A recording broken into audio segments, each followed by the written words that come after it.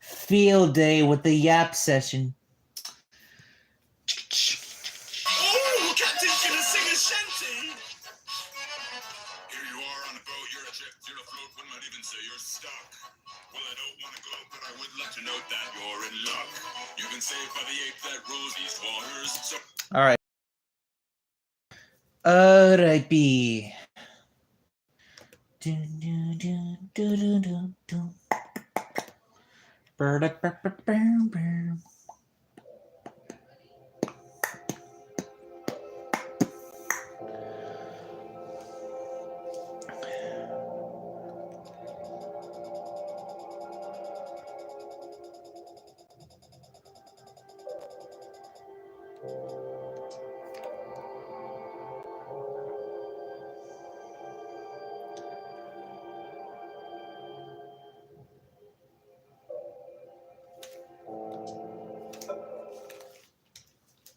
What's up, Galaxy XN? What's up? You go to bed, buddy. You go to bed then. I'm gonna stream because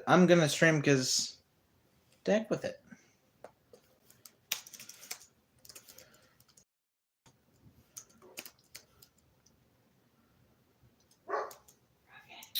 Someone's on doggy drugs. In my heart and mind, I always return to Atlantic Island Park.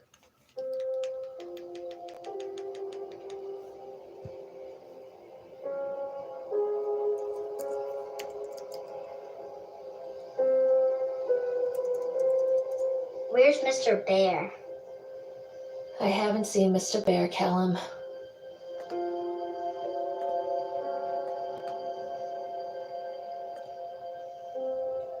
Stay in the car. I'll go and ask information. Hey, Emma, what's up?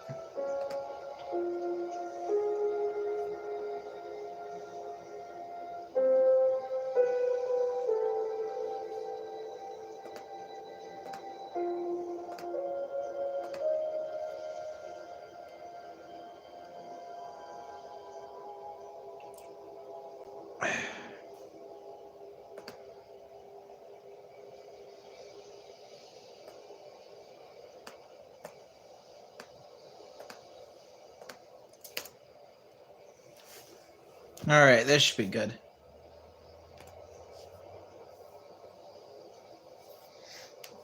How you doing, Emma? Up, down, up, down?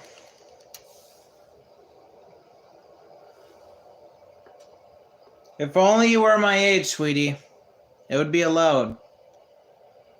It's not that I didn't like you or anything. I did. You just weren't my age.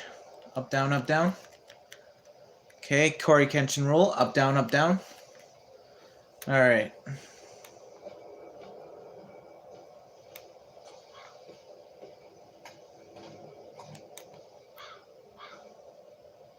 Attention, patrons. The park is now closed.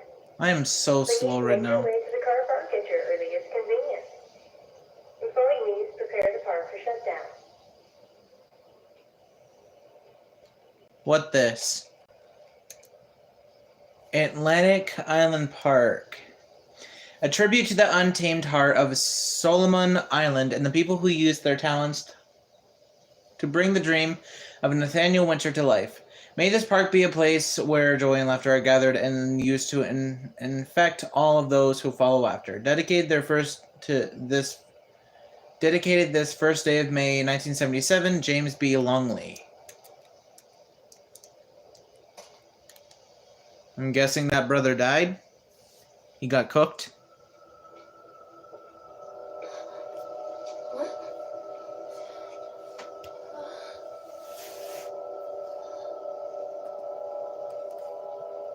Hey, Lorraine. Lorraine. Don't blame yourself, Lorraine. People lose things all the time. Take a deep breath. Think about the last place you saw your son's teddy bear. Hey, stop! I think your boy just ran into the park. I'll unlock the gates for you.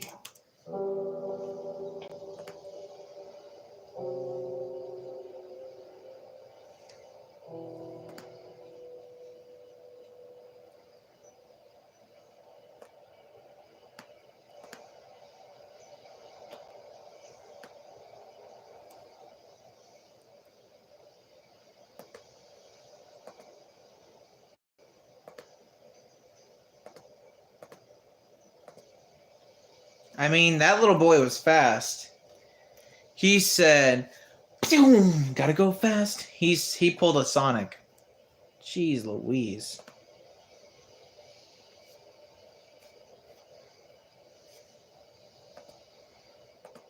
Little bro pulled a Sonic. Sheesh.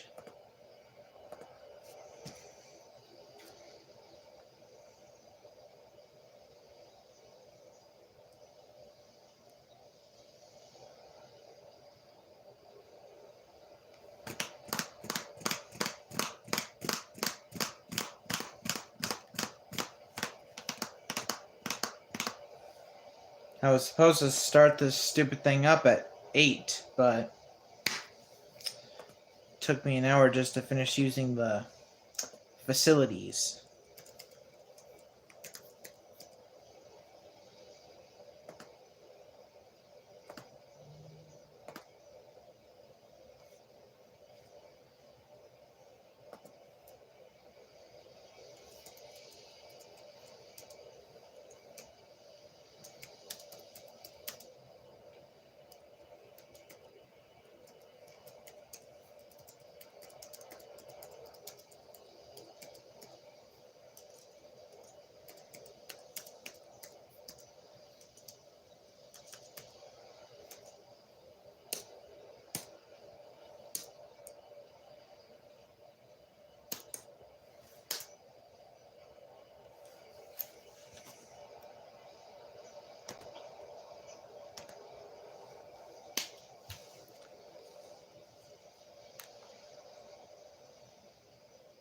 Callum, where are you going?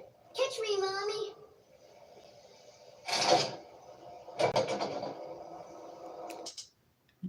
How do I run? Settings.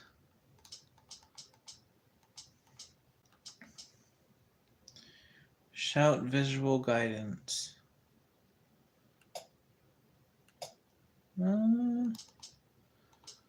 Yes, definitely do subtitles.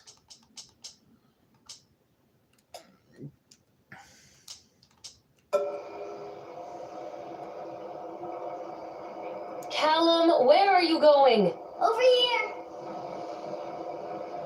There's something special about the entrance to an amusement park. A line drawn between the real world and the world of whimsy within. On this side, the apathy of our everyday lives. And on the other, anything we might dare to dream. It's no wonder Callum ran back inside. I wouldn't want to leave either. Attention employees, the park is now closed. Have a safe journey home.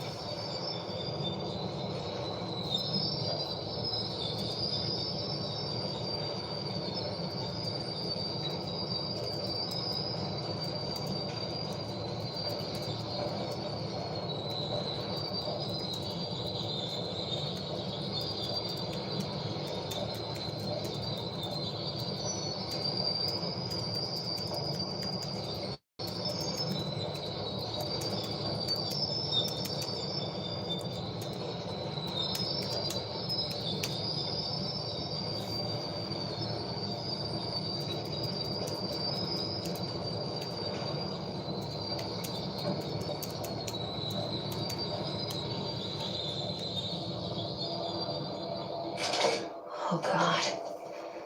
The park. What happened here?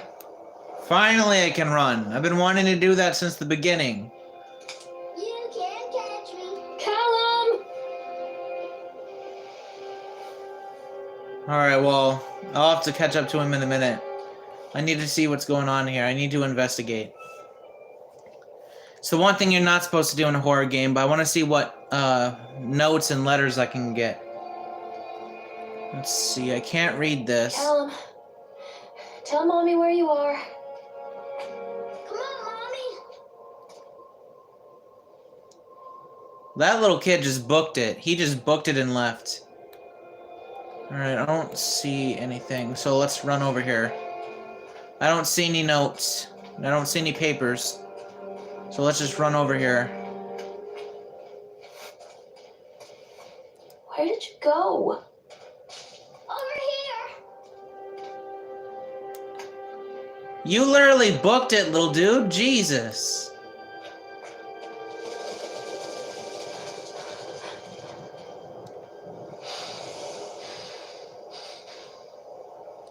Carrie Killen is...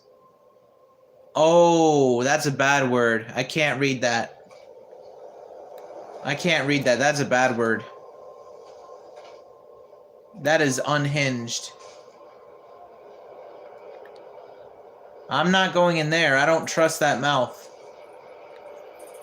Okay.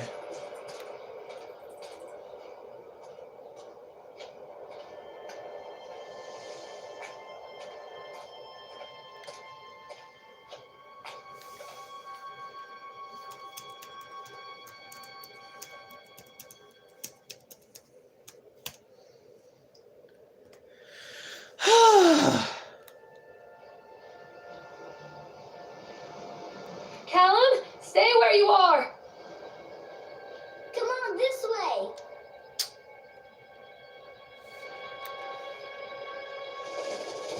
Lil bro knows how to run. Good gravy. Oh, shoe.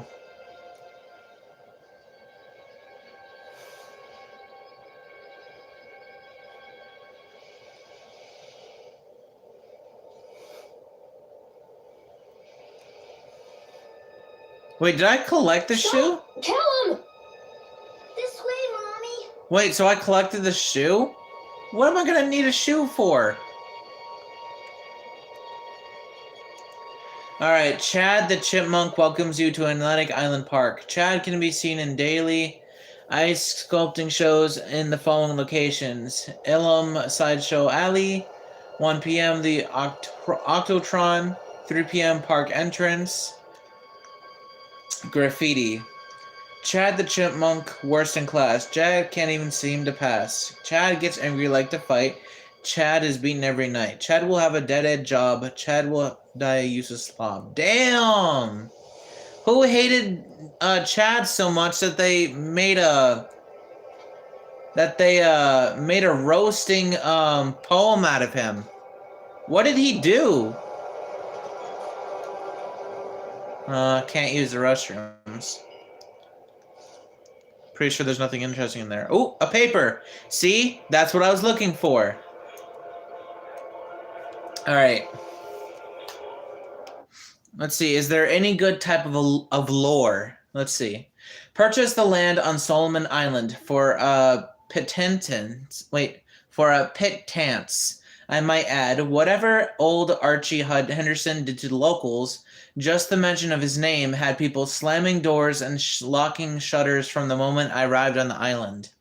My lawyers had arranged everything in advance, but the realtor still had to come and deliver the keys to me personally. He took it upon himself to offer me another warning. I don't know what you're planning to do with this land, Mr. Winter, but the soil here is bitter, with a curse carried from the old country. Old man Henderson, he did terrible dark things. The land remembers, sir. I dismissed him shortly afterwards, mostly amused by his pathetic attempts at warning me off. I have a great vision for this place, and the will to see that vision through to the very end. Atlantic Island Park, the name is perfect, and I cannot imagine it being anything else. This is the start of something amazing. So, okay, basically, in summary, what I can tell from this is this, Mr. Winter guy wanted to, start a new life as, like, a, basically a principal that, like, what's the word? Basically wants to, start a park unaware and that this this specific island has a curse that will destroy his dreams apart, but he's being delusional. He doesn't want to hear it. So as of now, I think it's safe to say that you know, a long story short, it's just the dude wants to start a new life as like a person who owns an island, but doesn't care about the curse that is going to ruin his life forever. That's in summary. In summary, that's in short, that's what I got.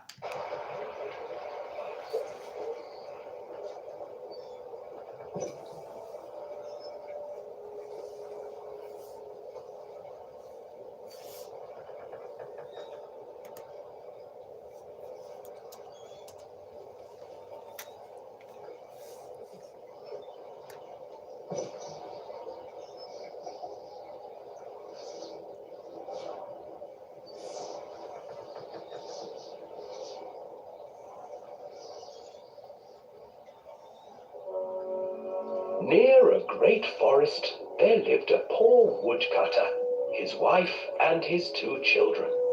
A boy named Hansel and a girl named Gretel. They were very poor and had very little to bite or sup.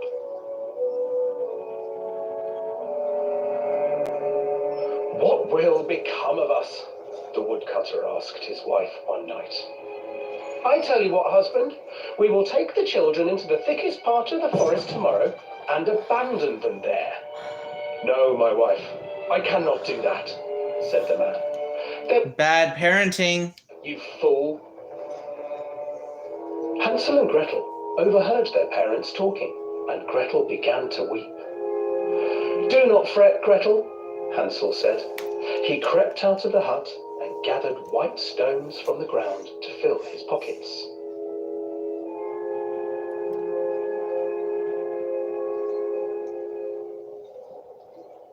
The next morning, the woodcutter leads the children into the forest. Before they leave, their mother gives them a slice of bread and warns them that they will get no more food that day. Clever Hansel leaves a trail of white stones behind them as they pass into the woods. When their father leaves them, the children wait a while, then follow the trail back to their parents' house. After receiving a thorough scolding from their parents for getting lost in the woods, the children are sent to bed without any supper. Hansel tried to sneak out and collect more white stones, but found that the door was locked. "Tomorrow I will take them into the woods myself," the wife told the woodcutter. In the Jeez. morning, their mother gave them a slice of bread and led them deep into the forest once again. Uh-oh. Anxiety attack. Hansel broke his bread into pieces and left a trail of breadcrumbs to lead them safely home. But hungry-eyed birds snatched up the breadcrumbs and his trail was destroyed. Abandoned by their parents and unable to find the trail home, the children wandered in the forest for 3 days. 3 days? That's enough to kill you. Jesus. Heartless parents. Jesus Christ, you don't deserve children if you're treating them like that. The children stumbled into a clearing with an exceedingly strange house. Its walls were made of gingerbread, and its windows were panes of clear sugar. Hansel, desperately hungry, ran forward and began to nibble on the walls.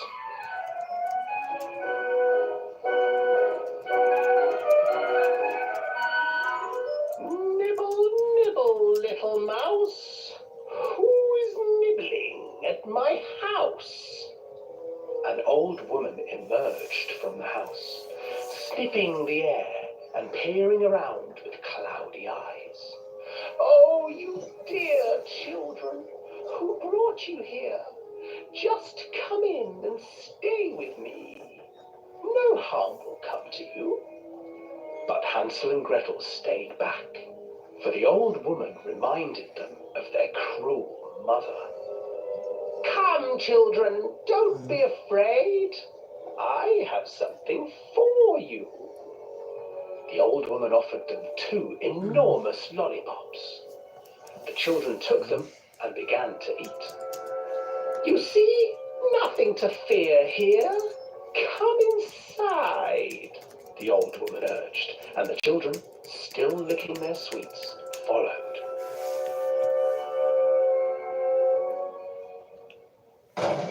Whoa. Once inside the house, the old woman changed.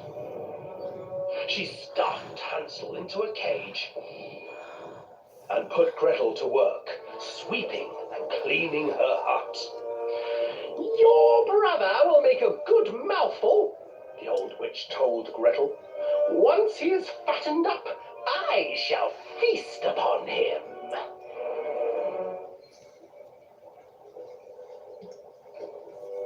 Time passed, and poor Hansel refused to eat, fearing the day that the witch would eat him.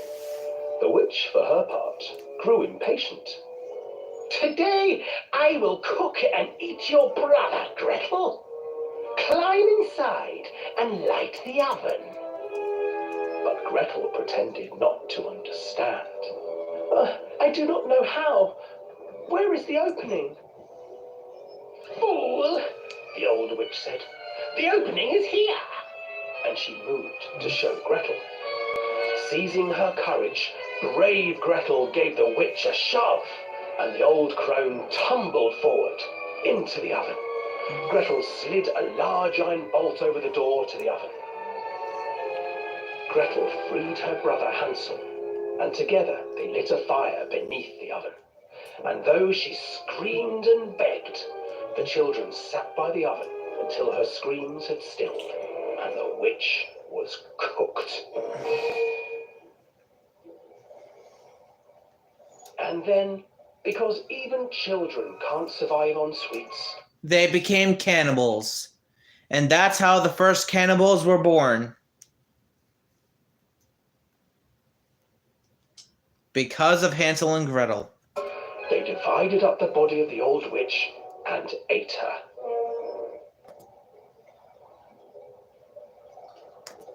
And that's the origin of the first cannibals. Oh, no. Oh. No. Why are you looking at me like that? I didn't do nothing? Oh, nah. Give me an inhaler. Jesus Lord.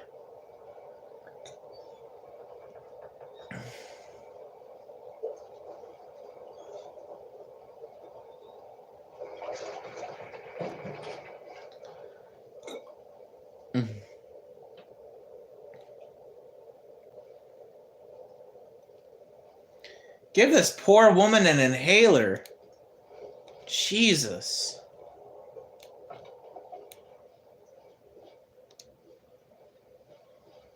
Wait. Is there a letter?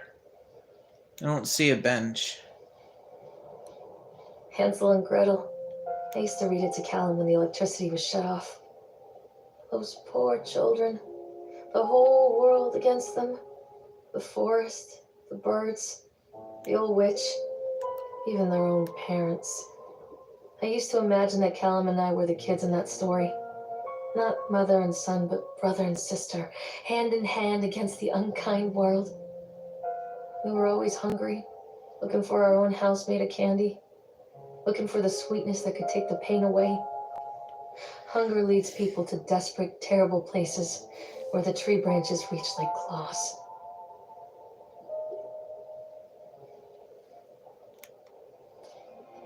Mommy needs to see you, Callum.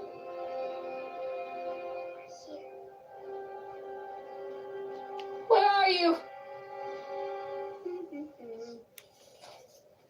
Another accident. This place. Ah! Ugh!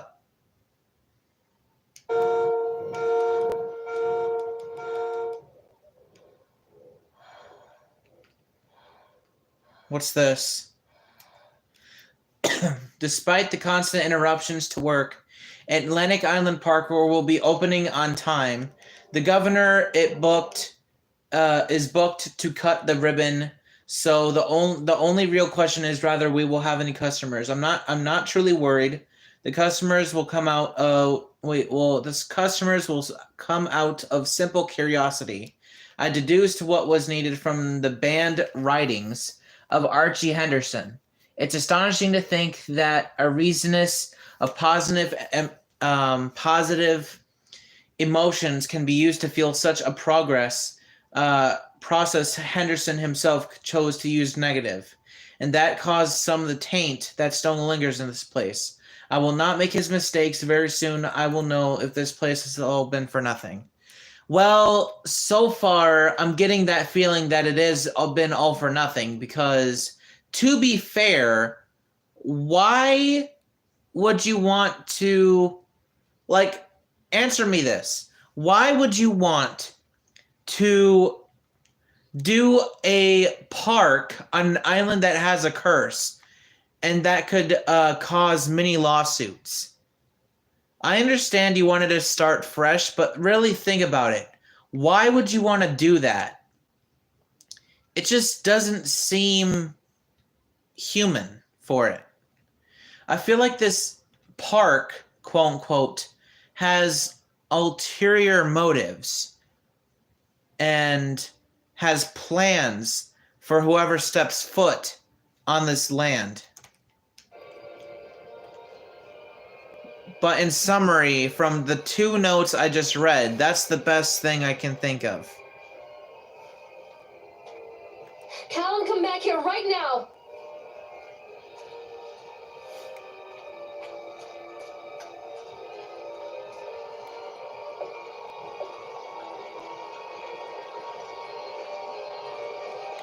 This old thing used to make the blood run to my head. It'd make me dizzy. Oh, there's another paper. All right. Eyewitness report. Atlantic Island Park incident. Officer on duty, Sheriff F. Bannerman. Witness name, Creed Norma. Statement. We were waiting for our turn on the ride. Frank, me, and the boys. This fellow in the chipmunk suit is making an ice carving while people took photographs. Lawrence wanted to go over to him, but I've always been wary of those suits. They give me the creeps. It's silly, I know. Anyway, the chipmunk man was carving and picking away at the ice. And at first we thought he was making some animal like a tiger or a lion, but as more and more ice fell away, when you first looked, it was like a human face smiling out of that block of ice. But the more you looked at it, the more you saw that there was something not quite right about the proportions. Something unnatural that made your heart begin to beat just a little bit faster, like you were prey, and that thing in that ice was a hunter. But then these teenagers walked up, and one of them made a face at the carving and said something rude to the guy in the chipmunk suit, and then, well, he went nutcase. He went berserk. For a few moments, it was chaos. Everybody was running away from the guy who had one of the teenagers on the ground, and he was, picking away,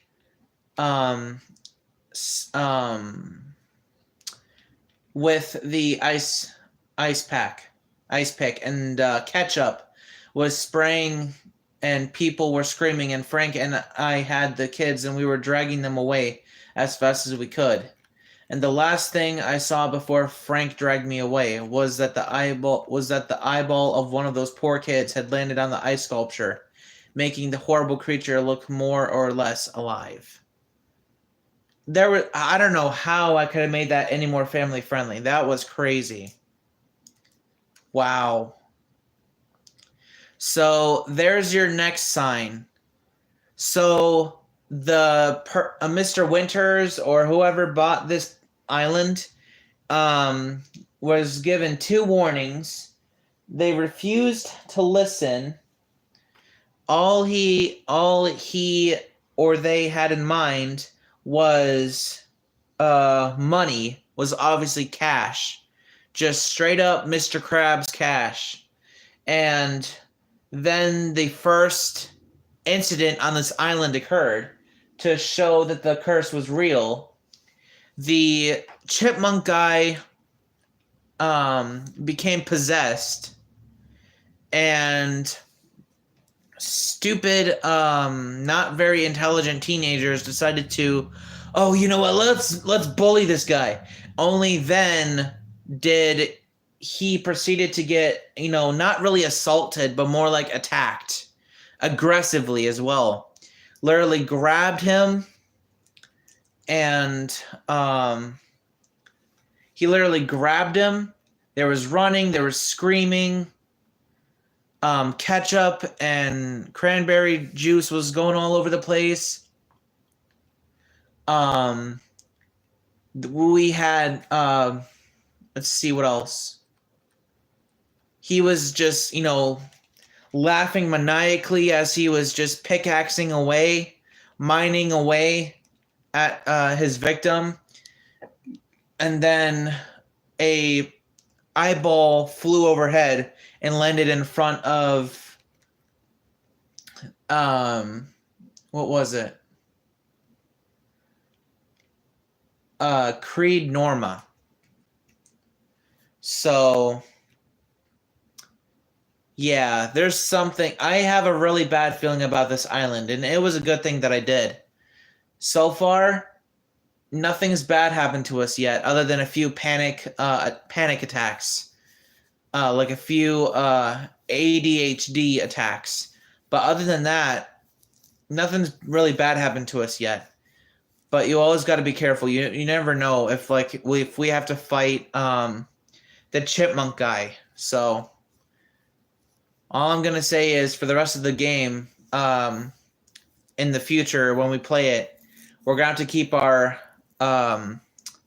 eyes peeled, and we have to remain cautious, because you never know what could be lurking in the shadows of every horror game we play. But that's where I'm gonna leave this. That's where I'm gonna leave the game here.